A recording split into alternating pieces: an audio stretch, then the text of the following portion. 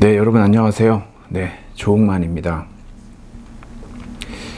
최근 국내외에 그 감염병 관련 이런 전문가들의 의견에 따르면 여러분들께서도 이미 보도를 통해서 접하셨으리라 생각하는데요. 네, 그렇습니다. 지금 이 신종 코로나 바이러스 팬데믹이 다양한 또 변이들이 등장을 하고 그 변이들이 갖고 있는 어떤 그 감염력이랄까요. 예. 또 어떤 중증으로 가는 그러한 위중의 정도들도 그렇고요. 이런 모든 것들을 종합해서 봤을 때 특히 이제 그 엔타이 백시네이션이라고 해가지고 미국에서 한 학교에서 회의를 하는데 그 학부모가 이제 거의 난입을 하다시피 하는 장면이 나오는데요. 그래서 마스크 착용은 아동 학대다라고, 예, 굉장히 그 어떤 백신에 대한 회의론도 만만치 않고요. 또 어떤 마스크 착용에 대해서도 어떤 어떤 진영이 나뉘는 그러한 홍역들을 앓고 있는 걸 봤을 때 아마도 이제 지금 이 코로나가 어떤 독감처럼 토착화되지 않겠느냐. 그러니까 완전한 어떤 근절이나 종식이라고 하는 것은 사실상 어렵다라고 하는 것이죠. 그래서 이제 앞으로는 이 코로나19를 이제 어떻게 국가적인 어떤 방역 체계에서 관리해 나갈 것이냐라고 하는 방향으로 조금 이제 입장들이 모이고 있는 것 같습니다. 그러다 보니까 저도 이제 저희 어머니는 이제 연세가 있으셔서 2번 다 접종을 하셨는데요. 아마 여러분들은 제가 봤을 때 가장 나중에 접종을 하게 되지 않으실까 이런 생각을 합니다. 지금 여러 가지 이제 백신 수급도 전 세계적으로 굉장히 불균형한, 이게 또 백신의 어떤 백신 보급과 관련된 양극화도 굉장히 심각한 상황에 놓여 있습니다. 역시 여러분도 잘 아시다시피 항상 그 안전, 건강, 아무리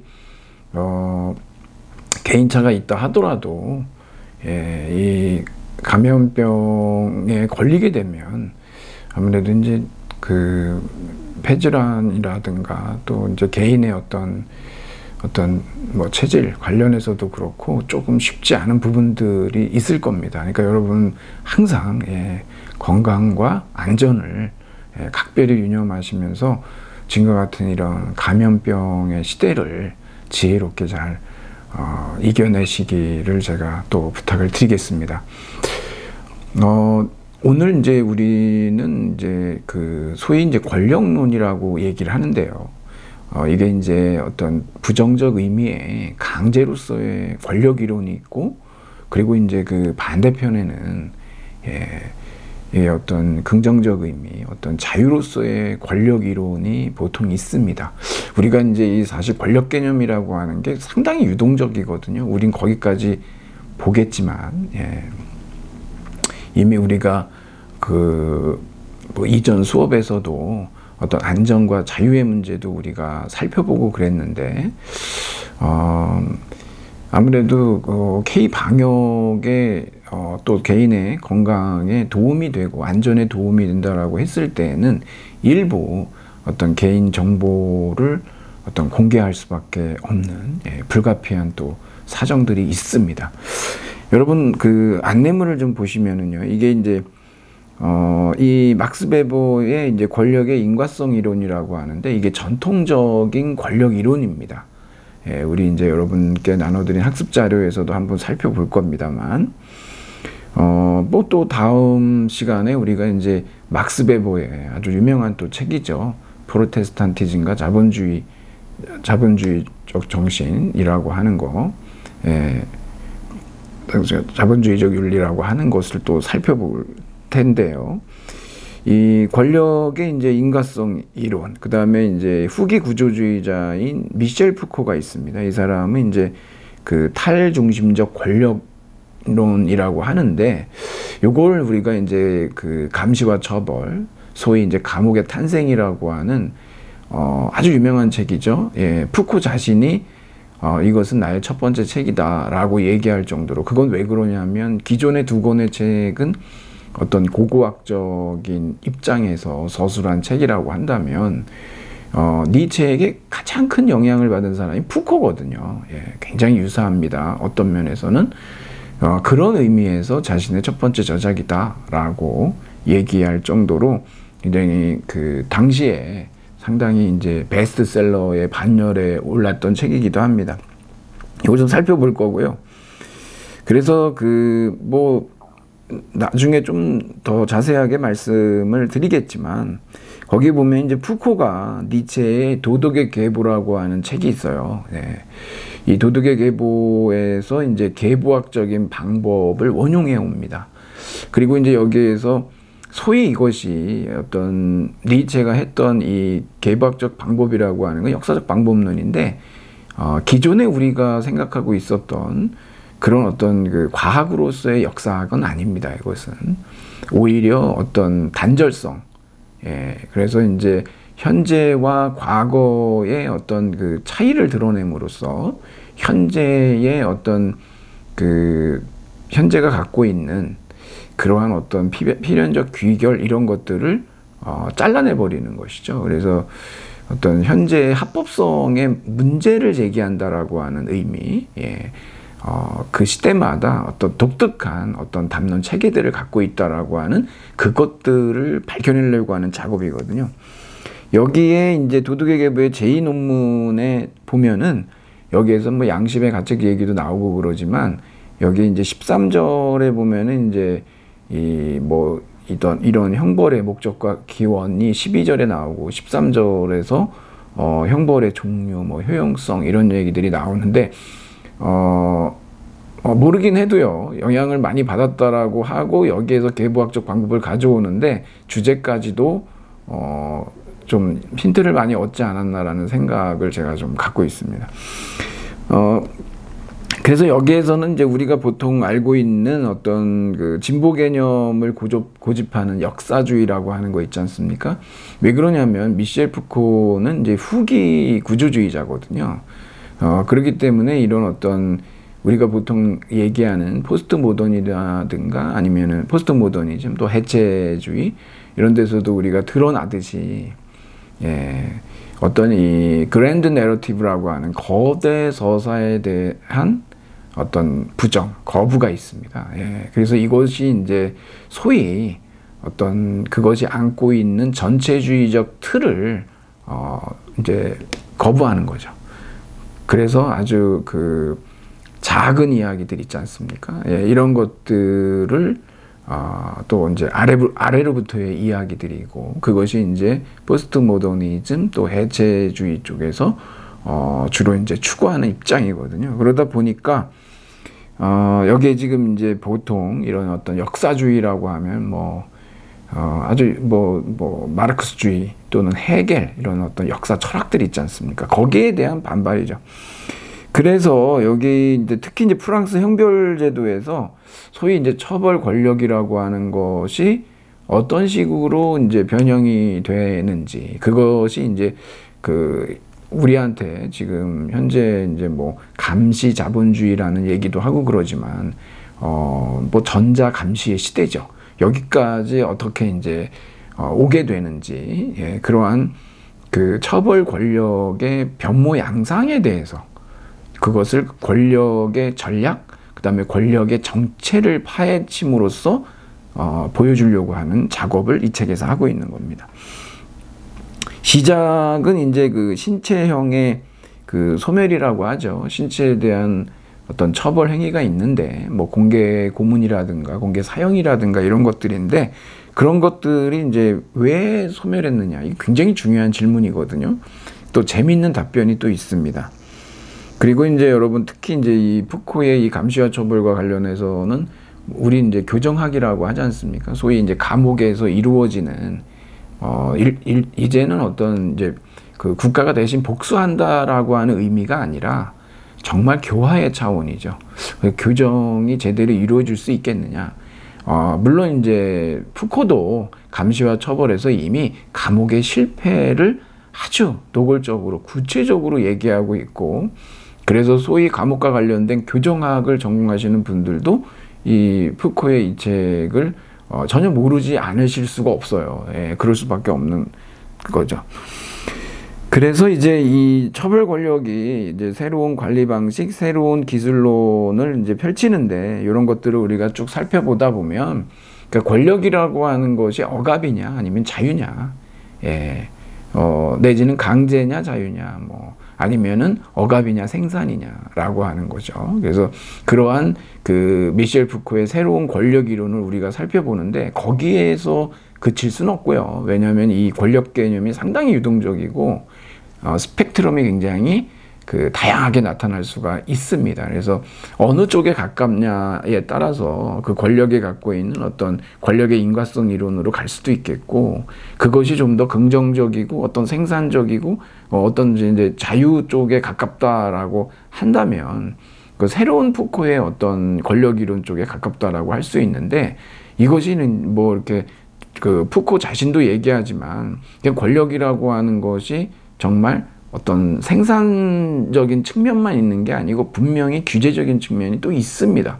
그렇기 때문에 두 가지를 다 갖고 있거든요. 그래서 그러한 어느 스펙트럼 속에 강제와 자유 그 사이에 하나의 어떤 커뮤니케이션으로서의 권력, 예, 니클라스 루만이라고 하는 사람의 입장이거든요. 기업에서 이제 그런 식으로 많이 접하는 것이죠. 예. 리더십에서 또 상당히 중요하기도 하고요. 그런 내용을 여러분하고 한번 좀 이런저런 얘기를 하면서 좀 살펴보도록 그렇게 하겠습니다. 그러면서 결론적으로는 우리가 그 이제 과제를 좀 살펴보면서 말씀드리겠지만, 그렇다면 이 서구의 근대 주체는 어떻게 탄생하게 됐느냐라고 하는 것이 미셸 푸코의 굉장히 중요한 질문인데, 과연 이러한 권력 이론 속에서 어떤 그 새로운 주체 구성이 가능할까라고 하는 문제까지 우리가 나갈 거고요. 그거에 대한 어떤 뭐 구체적인 어떤 방안 같은 것도 그냥 여러분에게 뭐 숙제처럼, 예, 하지만 중요한 거거든요. 그렇게 이제 뭐 이렇게 제시를 하고 좀 정리를 해볼까 하는 생각을 갖고 있습니다. 자, 그러면 우선 여러분 우리 과제 1번으로 한번 가볼까요? 우리 뭐 이런 그 권력론 얘기하면은 이 얘기가 이제 나오지 않을 수가 없어서 그러는데, 이 조지 오웰의 1984죠. 예, 이게 이제 빅브라더, BB라고 보통 표현도 하는데, 이런 빅브라더가 통치하는 뭐 사상경찰, 뭐 텔레스크린, 뭐 헬리콥터, 뭐 엄청나죠. 예, 그래서 이제 이 전체주의 체제에 저항하다가 고문과 세뇌로 파멸해가는 이 주인공이죠. 예, 윈스턴 스미스입니다. 예. 뭐 여기 이제 윈스턴 스미스의 뭐 이렇게 여자친구도 나오고 그러지만, 여기 이 사회에서는 그 어떤 성적 관계라고 하는 것이 그냥 사랑의 행위가 아니라 대단히 위험한, 예, 정치적 행위로 여기에서 등장을 합니다. 왜냐하면은 이러한 어떤 그 성적인 긴장을 해소시키면 그 어떤 분노나 이런 것들, 예, 이런 것들이 표출이 되지 않기 때문에 어떤 욕구 불만을 계속해서 만들어내야 하는 상황에 있기 때문에 아주 뭐 이런 뭐 성적 관계라고 하는 건 일종의 관장 같은 거고 굉장히 고통스러운 거라고 하면서 장려하지는 않습니다. 이 1984에서는 뭐. 그런데 여기 이 전체주의적인 미래사회에 대한 어떤 저항? 뭐 이런 것들을 이제 조지 오웰이 얘기하고 있지만, 결국은 안타깝게도 결론은 굉장히 비극적이에요. 예. 뭐 아주 뭐 그러한 어떤 저항 의식이 결국 고문과 세뇌로 완전히 이제 그 파멸이 되는 그러한 이제 이 윈스턴 스미스를 보여주고 있기 때문이죠. 그 여긴 좀 다른 얘기를 제가 한번 해보려고 그러는데, 과거에 대한 끊임없는 날조를 정당화하는 진술이 무엇인지 밝혀보세요. 그런데 여러분들이 이제 왜 그러냐면 과거사 문제가 계속 있지 않습니까? 사실 종군 위안부가 맞는데, 우리가 이제 위안부라고 얘기하는 것도 하여튼 그 일본군의 강제동원, 이거 이제 군대하고의 관련을 빼려고 그거를 이제 탈락시킨 거란 말입니다. 계속해서 어떻게 해서든지 그 하여튼 탈역사화 시키려고 하는 역사 수정주의자들의, 그러나 또 그 뭐 전략들이 끊임없이 조직적으로 국가 차원에서 이루어지고 있는 상황이기 때문에 그러거든요. 이 사람들 왜 이렇게 하느냐, 새로운 신호도 만들어내고요, 조작하고 날조하는 이런 작업을 하는데, 과거를 지배하는 자가 미래를 지배하고 현재를 지배하는 자가 과거를 지배한다라고 하는 대단히 유명한 이제 말을 하고 있습니다. 이게 굉장히 유명한 논리거든요. 예, 이런 과거에 대한 끊임없는 날조를 정당화하는 이런 논리가 지금 제가 말씀드린 과거를 지배하는 자가 미래를 지배한다, 현재를 지배하는 자가 과거를 지배한다 라고 하면서 이 비비로 대표되는 이러한 아주 전체주의적인 독재를, 그래서 사생활이라는 거 없죠. 거기에 처음으로 이 윈스턴 스미스가 저항하는 그러한 행위가 일기쓰기였습니다. 여러분 여러분도 뭐 많이 이제 그 TV를 통해서, 뉴스를 통해서 보셨겠지만, 아무리 뭐 영장주의에 입각해서 영장을 들고 그 주택에 들어와서 뭐 압수나 수색을 한다 하더라도 일기장은 그건 프라이버시이기 때문에 그건 볼 수 없게 돼 있습니다. 그건 인권 침해죠. 기본권 침해고, 물론 가능한 경우가 있겠죠. 뭐냐면 뭐 테러와 관련돼 있다든가 뭐 이런 경우는 좀 다른데, 하여튼 우리는 뭐 지금 21세기 한국 사회에서 그런 일들을 좀 보고 있는데요. 좀 한번 살펴볼 필요가 있어요. 두 번째로 가보면 대한민국 헌법이 사생활의 영역에 대한 기본법이 있습니다. 여러분이 3개가 있는데요. 제16조는 주거의 자유. 여러분 그냥 아무나 막 그냥 집에 들어올 수 있습니까? 절대 안 되죠. 이건 주거 침입죄로 걸리게 돼 있습니다. 이건 처벌받게 돼 있죠. 18조에는 통신의 자유. 뭐 어떤 사건이 일어날 때마다 왕왕 이런 거에 대한 논란들이 많이 있지만, 이게 어떤 그 사생활이 보호되지 않는다면, 그러니까 개인의 고유한 정보에 대한 그 제한이, 공개에 대한 제한이 제대로 지켜지지 않는다면, 그 어떤 개인의 고유 그 영역의 그 심각한 침해이기 때문에 이런 부분에 대해서는 우리가 그렇게 그 손쉽게 생각할 수가 없습니다. 그런 부분이 있고요. 그리고 17조는 사생활의 비밀 및 자유가 있습니다. 그래서 요 17조만 가지고 우리가 좁은 의미의 프라이버시권이라고 얘기해요. 근데 이 3가지를 전부 뭐라고 얘기하냐 그러면 우리가 넓은 의미의 프라이버시권이라고 그러죠. 여러분 이거 끝까지 우리가 가져가야 되는데요. 과연 이 프라이버시권은 어떻게 해야 될까요, 여러분? 나중에 제가 이제 대안으로 말씀드리려고 하지만, 지금과 같은 이러한 어떤 전례 없는 팬데믹 시대에서는 개인의 안전과 또 공동체의 안전을 위해서 일부 부득이하게 어떤 동선이 공개된다든가 하는 부분들은 필요할 수밖에 없습니다, 여러분. 그건 우리의 안전과 생명 직결되기 때문에 그렇거든요. 그럼에도 불구하고 우리는 끊임없이 그 개인 정보의 권한을 침해하지 못하도록 거기에 대해서 투쟁하지 않으면 안 되는 상황에 놓여 있다는 것을 꼭 놓치면 안 되겠죠.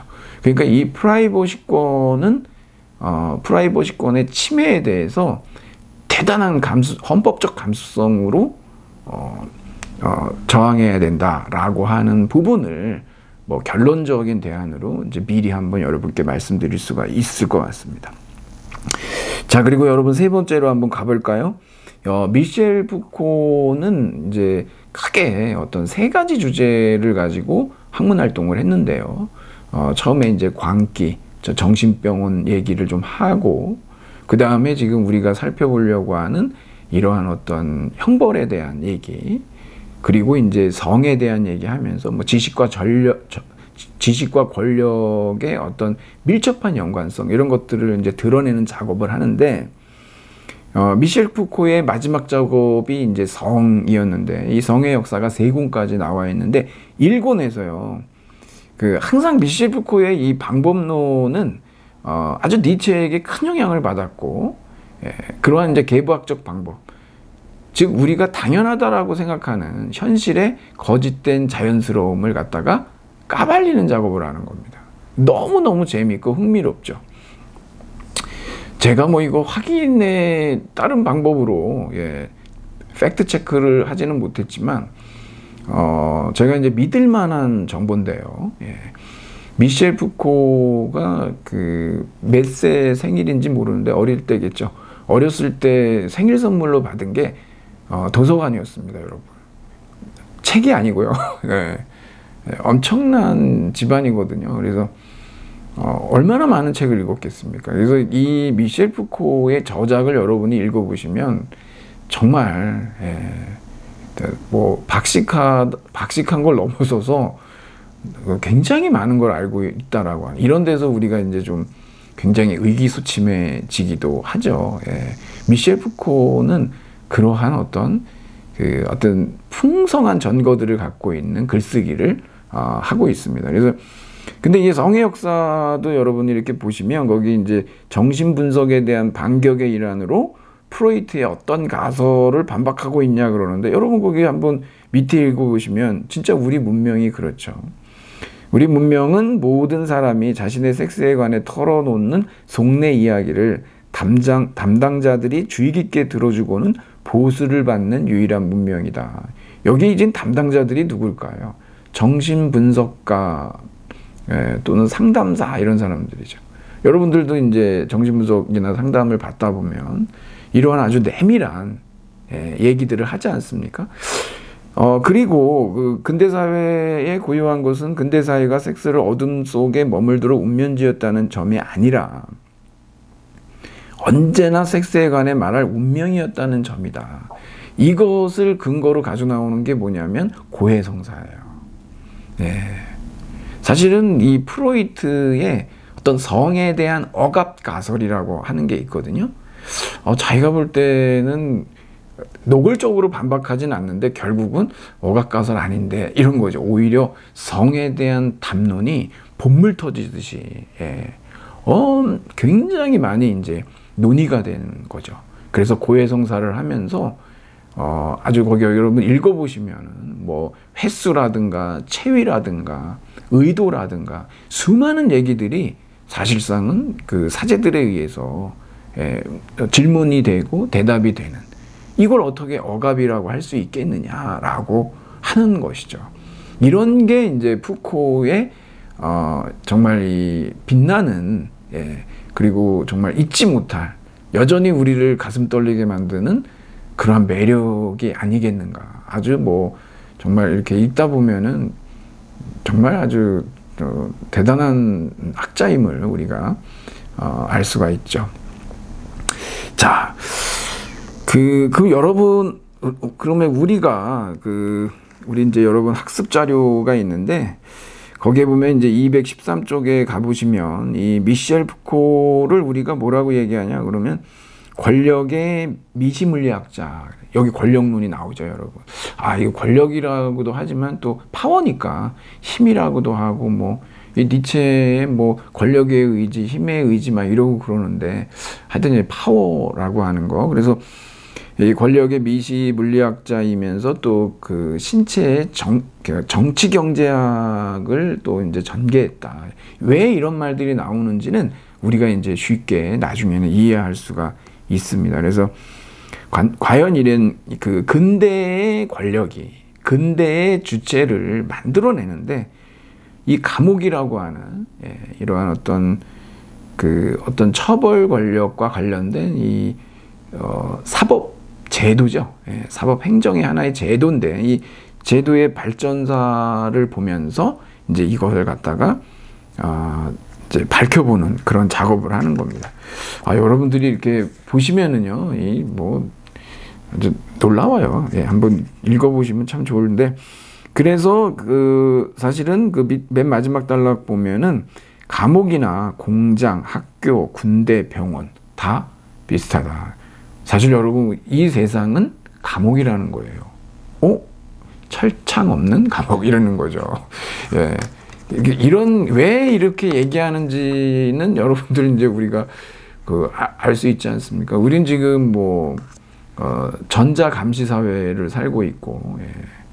우리가 지금 뭐 하고 있는지 여러분 구글은 다 알고 있죠. 예. 그리고 진짜 왜 감옥이라고 하는지. 예. 자, 여러분 210자 쪽으로 한번 가볼까요? 거기에 보면은 어떤 규율과 훈련의 기반을 둬서 그래서 지배에 순종하는 신체 그랬는데 여기는 어떤 유순한 신체라고 이제 얘기하거든요. 예. 그래서 길들여진 신체, 유순한 신체, 아주 말을 잘 듣는 신체죠. 예. 그것은 두 가지 의미가 있는데 굉장히 경제적으로도 유용할 뿐만 아니라 정치 권력에도 굉장히 순종하고 복종합니다. 그러한 신체를 이제 근대 권력이 만들어냈다라고 하는 겁니다. 그래서 여기서 근대적 개인, 그러니까 근대적 주체가 어떻게 탄생하는지 정말 생동감 있게 정말 분석을 잘했죠. 우선 여러분, 우리 이제 권력 이론에서 이 베버 얘기 안 할 수 없습니다. 이걸 우리가 권력의 인과성 이론이라고 그러죠. 원인 결과. 그러니까 권력이라고 하는 건 뭐냐면 자의 의지가 타자의 의지 속에서도 지속되는 겁니다. 그래서 이 고전적인 권력 이론에서 우리가 두 가지를 집중해야 되는데 그것이 뭐냐면은 주관성과 지속성이라고 하는 거죠. 예, 주관성과 지속성. 그래서 이 권력은 항상 자아의 연속성 이론이라고 하거든요. 그러니까 자의 의지가 타자의 의지 속에서 실현이 돼야 돼요. 예. 그것이 자발적으로 실현되느냐, 비자발적으로 실현되느냐에 따라서 소위 권력이라고 하는 것의 어떤 크기가 이제 드러난다라고 여러분이 보시면 되겠습니다. 그래서 타자의 의지에도 불구하고 자기의 의지를 관철시킬 수 있는 힘이 권력이다라고 하는 거. 그러니까 이게 아주 매우 직접적인 그러한 권력 이론인 걸 알 수가 있습니다. 근데 푸코는 어떠냐 그러면 이 푸코가 얘기하는 권력 이론은 이러한 고전적인 이론을 넘어서 있죠. 예, 이렇게 좀 약간 브루털한 것이 아니고 이것은 이미 대단히 미시적인 차원에서 이미 내면화된 상태에서 이루어지고 있는 그러한 어떤 그물망이다. 그러한 네트워크다. 미셸 푸코는 권력을 필드 장으로 봐요. 왜 그러냐면 권력기관이 한두 개가 아니잖아요. 우리에게 수많은 사회제도들이 우리를 지금 가로지르고 있거든요. 그렇기 때문에 어떤 하나의 권력이 중심이 돼서 이루어지는 그런 어떤 소위 절대 군주제 사회가 아니기 때문에 그렇다는 겁니다. 그렇기 때문에 미셸 푸코는 권력을 이제 어떤 사회 기관들, 사회 제조들의 장이라고 필드로 보고 있는 거기 때문에 그물망이라고 얘기하는 것이죠. 그래서 이 베버 같은 경우는 권력이라고 하는 것을 강제로서의 권력, 억압으로서의 권력이라고 그런 부정적 권력 이론을 얘기했다라고 한다면 푸코 같은 경우는 권력이라고 하는 것은 억압이 아니고 생산이다라고 얘기해요. 그렇다고 제가 말씀드렸지만 규제가 없는 건 아닙니다. 사실은 두 가지를 다 갖고 있습니다. 규제도 있지만 생산도 있는. 하지만 이 어떤 스스로 근대의 주체들은 스스로 자유롭다라고 하는 착각 속에서 그러한 권력에 유순하게 복종하는 그러한 신체들이다라고 하는 것이죠. 그게 어떻게 이루어지는지에 대해서는 1부를 여기서 마치고 2부에서 좀 더 자세하게 여러분들하고 한번 살펴보도록 그렇게 하겠습니다. 여러분 잠시 후에 뵙도록 하겠습니다. 네.